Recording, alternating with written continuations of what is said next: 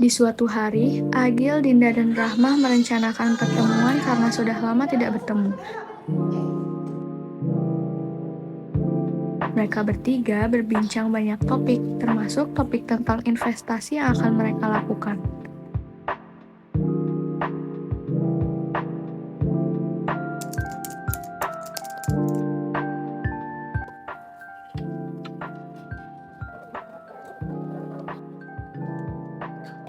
Silakan dulu. Sekarang jadi gimana nih gue bisa bantu lo tuh? Jadi gini Jo, perusahaan gue udah beneran gak bisa ngebalikin modal dan keuntungan investor gue. Jadi gimana? Lo bisa lanjutin enggak? Bisa. Jojo dan Putra pun berbincang mengenai kelanjutan reksadana yang akan dialihkan kepada Jovita. Mereka membicarakan bagaimana jalan terbaik agar investor Putra tidak kecewa. Ini Jo berkasnya. Jovita pun mempelajari berkas yang diberikan oleh Putra. Setelah mempelajarinya, ia kembali ke kantor untuk bersiap menemui klien Putra yang bernama Hazar.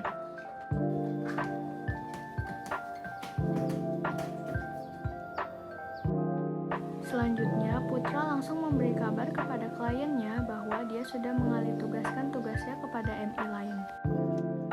Jovita pun bertemu dengan Hazar yang merupakan klien Putra untuk membicarakan masalah investasinya. Jadi gimana Pak? Bapak mau melanjutkan investasinya atau gimana? Soalnya dari berkas yang saya pelajari, Bapak ini kan ngambil investasi reksadana jenis saham yang jangkanya 5 tahun ya Pak. Jadi Bapak mau berlanjut investasi atau tidak? Iya Bu, saya ingin menjual investasi saya karena saya sedang mempunyai kebutuhan. Baik Pak, saya akan bantu Bapak untuk cari pembeli investasi Bapak. Nanti uangnya baru bisa Bapak terima setelah kerja di bursa ya Pak. Oke baik Bu, saya tunggu kabar baiknya. Oke baik Pak. Oh ya, tapi gue tuh bingung nih, kita mau investasi, kan kita kan reksadana nih. Nah tadi tuh gue tuh masih bingung, kayak perbedaan antara reksadana dan si saham tuh apa sih? Ya, gue juga nggak tahu, mungkin lo tahu. Apa tuh, gimana? Coba bisa tolong dijelasin? Oke, jadi secara umum si reksadana dan saham ini memiliki tujuan yang sama, yaitu untuk menanamkan dana ataupun saham ke suatu perusahaan agar mendapatkan pundi-pundi keuntungan dari perusahaan tersebut. Nah, perbedaan yang mendasar dari keduanya ini tuh dilihat dari segi kepemilikan. Jadi si saham ini memberikan kepemilikannya secara langsung ke dalam suatu perusahaan. Sementara si reksadana ini memberikan kepemilikannya itu kepada kolektif atas portofolio investasi yang dikelola oleh manajemen investasi. Begitu perbedaannya.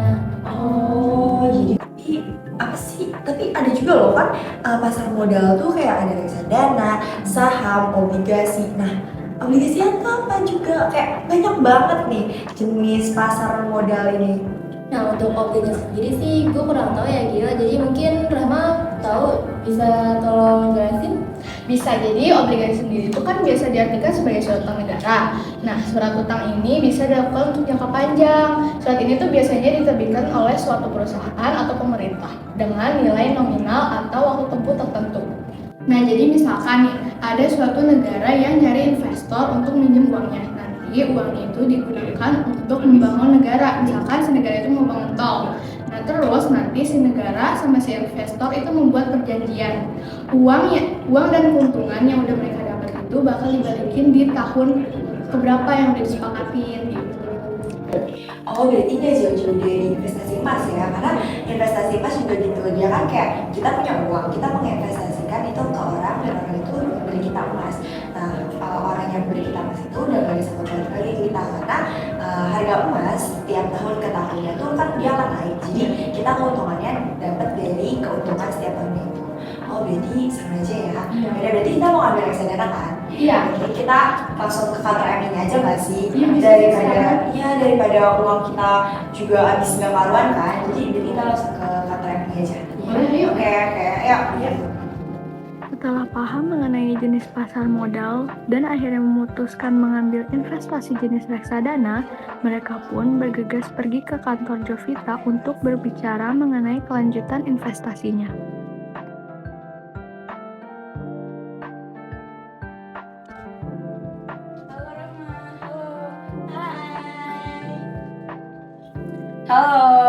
Gimana nih kabarnya? Sehat-sehat aja kan? Alhamdulillah sehat. Oke, berarti kita mau langsung aja nih. Ya sih, kita mau langsung meeting aja. Oke, saya mulai ya. Mulai dari apa sih reksadana itu? Nah, reksadana adalah wadah atau pola pengelolaan dana modal bagi sekumpulan investor untuk berinvestasi dalam instrumen-instrumen investasi yang tersedia di pasar modal dengan cara membeli unit penyertaan reksadana. Nah, terus dana ini dikelola oleh saya atau manajer investasi. Nah, untuk dana ini kemudian dikelola oleh manajer investasi atau saya sendiri ya, untuk diinvestasikan ke dalam portofolio investasi seperti saham, obligasi, pasar uang, ataupun efek atau security lainnya. Nah, ada beberapa jenis reksadana nih, ada 4. Yang pertama ada reksadana pasar uang. Jangka waktu dia tuh di bawah 1 tahun. Nah, biasanya investasi ini tuh berupa deposito yang berjangka. Ini karena reksadana ini memiliki profil risiko yang lebih rendah. Hal ini karena tujuannya untuk menjaga likuiditas dan memelihara modal investasi. Nah, ada juga reksadana pendapatan tetap. Jangka waktunya sekitar 1-3 tahun. Di reksadana pendapatan tetap ini, meskipun dia memiliki risiko yang cukup tinggi, tapi reksadana jenis ini tuh merupakan salah satu yang paling populer di mata investor karena reksadana ini menginvestasikan aktifanya dalam bentuk efek utang atau obligasi dengan minimal persentase 80%. Nah, reksadana ini juga menghasilkan tingkat return yang lumayan stabil. Reksadana campuran dengan jangka waktu 3-5 tahun. Nah ini yang spesial, dia memiliki resiko yang tinggi, tapi di balik resiko tinggi itu juga dia memiliki keuntungan yang tinggi. Itu reksadana saham dengan jangka waktu lebih dari 5 tahun. Jadi di antara semua jenis reksadana yang ada ini, yang paling tinggi keuntungannya atau tingkat returnnya itu adalah reksadana saham. Tapi seperti yang kita ketahui juga, di balik keuntungan yang tinggi ini, dia juga punya resiko yang paling tinggi.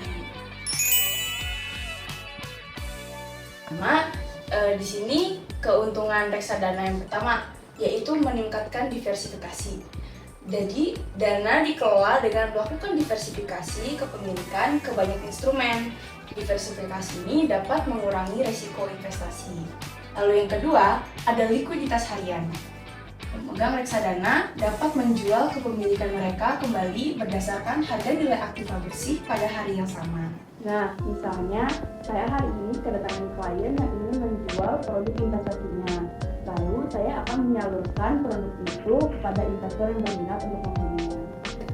Nah, yang ketiga ini ada manajemen investasi profesional. Jadi reksadana ini dikelola oleh manajer portofolio untuk mengawasi dan memantau strategi investasi dana investor. Nah, manajer portofolionya ini di sini adalah saya. Yang keempat, investasi terjangkau. Jadi dapat berpartisipasi dalam investasi yang mungkin hanya tersedia untuk investor dengan dana yang lebih besar. Yang kelima, ada pengawasan pemerintah. Jadi, reksadana ini diatur oleh pemerintah serta berizin dan diawasi oleh Otoritas Jasa Keuangan atau OJK. Nah, yang keenam, kinerja transparan dan mudah dibandingkan. Jadi, semua reksadana ini wajib melaporkan informasi yang sama kepada investor, sehingga investor lebih mudah untuk membuat perbandingan antara satu produk dengan yang lain. Nah, jadi di sini manajer investasi ini bebas untuk menyalurkan investasinya ini ke dalam obligasi, saham, dan yang lain. Kita ini kita akan membahas kekurangan dari reksadana.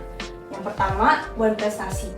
Jadi, kondisi ini membuat manajer investasi mengalami gagal bayar. Hal ini disebabkan akibat dari pemilihan sekaligus pengelolaan efek yang gak wajar. Yang kedua, nilai turun. Resiko lain yang mungkin terjadi adalah menurunnya nilai aktiva bersih per unit penyertaan. Nah, yang ketiga ada masalah ekonomi dan politik. Jadi, masalah ini bisa menyebabkan investasi reksadana nggak stabil. Contohnya tuh misalnya ada kebijakan baru terkait investasi di sebuah negara. Yang keempat, ada biaya kepemilikan reksadana.